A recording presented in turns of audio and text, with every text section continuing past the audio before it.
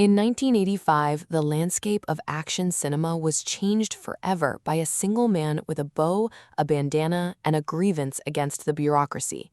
While the first film was a grounded, psychological look at a veteran's trauma, its sequel took that trauma and weaponized it into a global phenomenon. Here is the full story of Rambo: First Blood Part 2. The story picks up with John Rambo serving time in a labor camp following his rampage in Washington. He is approached by his old mentor, Colonel Sam Troutman, with an offer of a presidential pardon. The catch? Rambo must return to Vietnam to locate missing American POWs.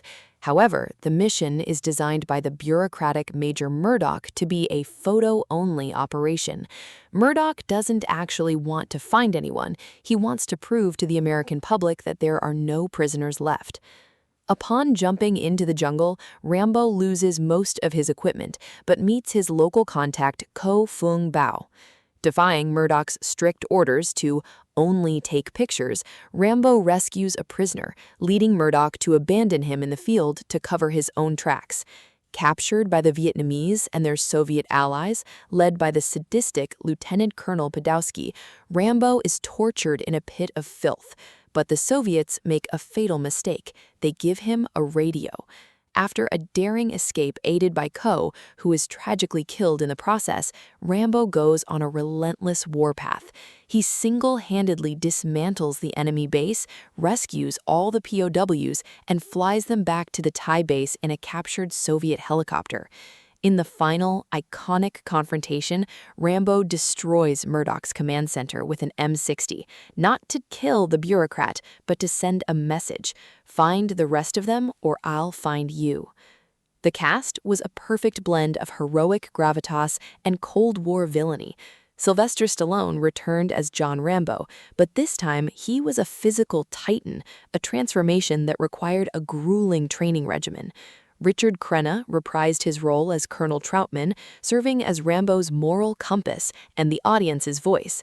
Charles Napier played the slimy Major Murdoch so convincingly that he became the face of government betrayal for a generation.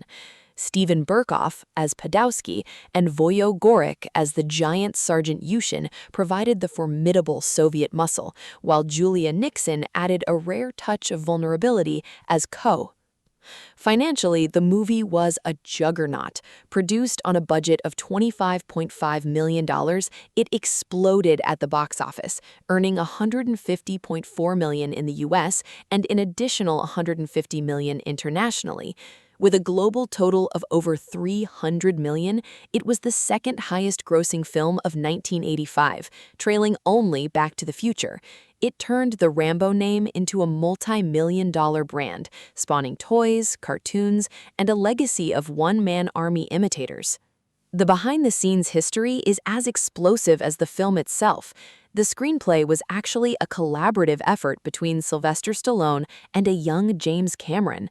Cameron's original draft was much more technical and focused on a buddy cop dynamic between Rambo and a partner, but Stallone rewrote it to focus on the political message and Rambo's solitude. Though set in Vietnam, the movie was filmed almost entirely in Acapulco, Mexico. The production was plagued by a hurricane that destroyed several sets, leading the director, George Cosmatos, to film iconic close-ups of Rambo's gear in a hotel room on Hurricane Day. To achieve the murky look of the pig shit torture pit, the crew actually poured massive amounts of instant coffee into the water. In terms of awards, the film's reception was a tale of two extremes. It received an Academy Award nomination for Best Sound Effects Editing, acknowledging its technical brilliance.